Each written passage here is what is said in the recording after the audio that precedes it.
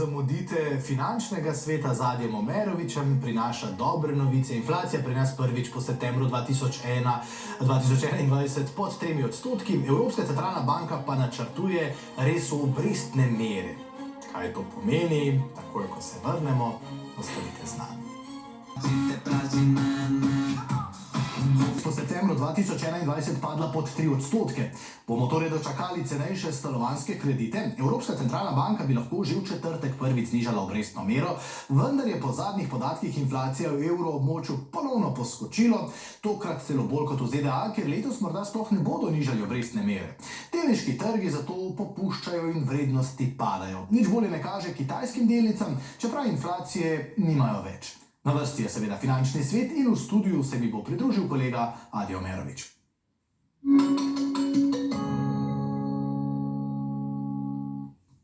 Adi, lep pozdrav. Pozdravljen, Gregor. Danes so se uskladila modro kot kakšni blue chipi, ja? Tako, modri čipi, tisti paradni konji delniških trgov.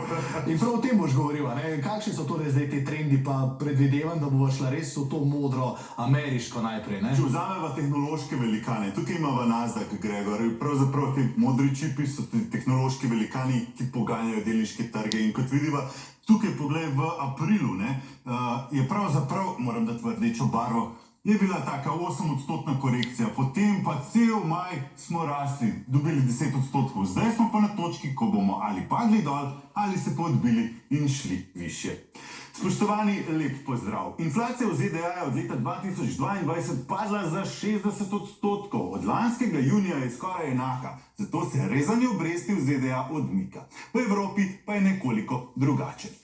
Kot ste slišali, inflacija v Sloveniji je po skoraj 3 letih padla na 2,5%. Imeli smo 11% inflacijo in zbili smo jo za 77%. V evroobmočju je inflacija v zadnjih 5 mesecih počasi upadala, vendar je v maju spet rahlo poskočila iz 2,4 na 2,6%. V četrtek pa bo Evropska centralna banka odločala o možnosti prvega nižanja obrestne mere. Predsednica Evropske centralne banke Christine Lagarde je bila v nedavnem intervjuju za irsko televizijo optimistična, vendar v svojem hladnem slogu. No predicament, no prescription, no commitment, but it is a case that if the data that we receive reinforce the confidence level that we have that we will deliver 2% inflation in the medium term, which is our objective, our mission, our duty, then there is a strong likelihood. Na Kitajskem ni inflacije, vendar delniški trgi ne rastejo. KWEB je ETF, košarica največjih kitajskih internetnih delnic, kot so Tencent, Alibaba, JD in podobno. Sklad pa je letos do sredine maja pridobil 25%, potem pa v zadnjih 2 tednih zdrsel za 11%. Vlagatelji prisegajo na ameriške delnice. Dell napoveduje tesno sodelovanje z Nvidio, ki je vodilna na področju umetne inteligence. Obe družbi sta imeli letos izjemno rast, več kot 130%, vendar je Dell prejšnji teden izgubil 22% po objavi kvartalnih poslovnih rezultatov. Presegli so napovedan promet, vendar za mišjo dlako zgrešili dobiček. Po kitajski vojaški vaji v okolici Tajvana, kjer proizvajajo polprevodnike za ameriške podatkovne centre, ki jih poganja umetna inteligenca, pa je prvi mož Nvidije, Jensen Huang, obiskal Tajvan, da utrdi dobavno verigo in sprejeli so ga kot zvezdo. I can see you. Dish was amazing. This is a great restaurant, you guys. Have you been here before? Watch your feet. It's a very heavy car. Tudi znani vlagatelji delajo napake. Katie Wood, na primer, je tukaj prezgodaj prodala delnice Nvidije. Če bi jih obdržala, bi imela milijardo evrov profita. No, nedavno pa je kupila delnico od programskega podjetja UiPath, ki so že strmoglavile za kar 40%.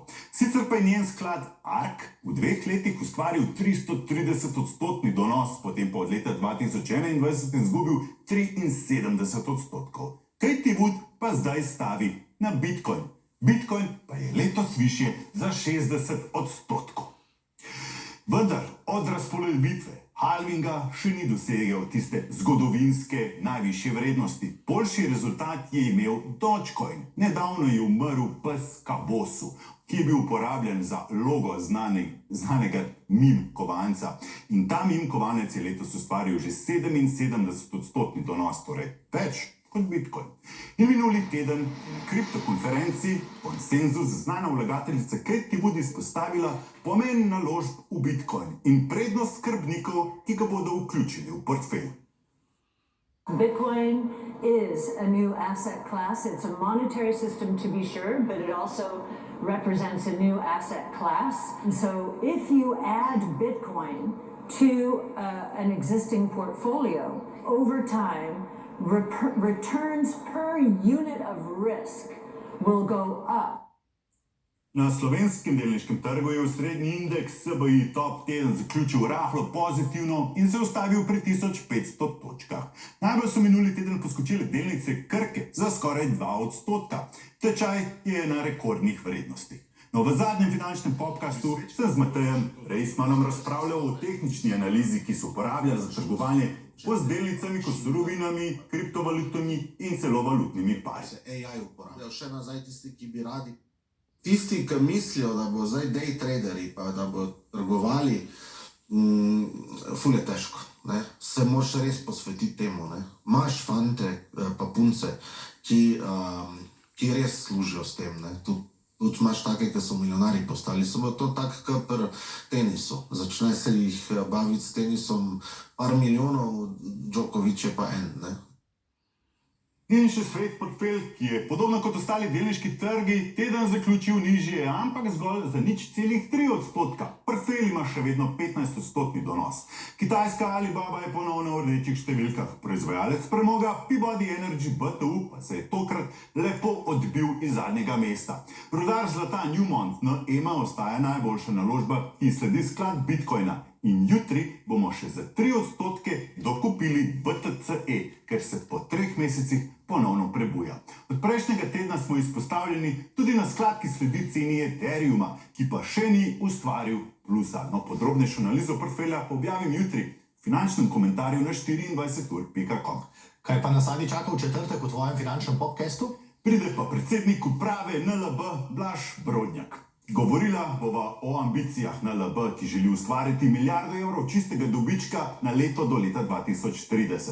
To pomeni, da bo morda tudi dividenda še enkrat višja, kot je zdaj. Tudi o aktualnih gospodarskih trendih in tveganjih. Spoštovani, hvala za pozornost in uspešen teden vam želim. Seveda tudi tebi, Gregor. Adi, hvala lepa, pa se prav veselim tvojega četrtkovega gosta. Hvala. Hvala.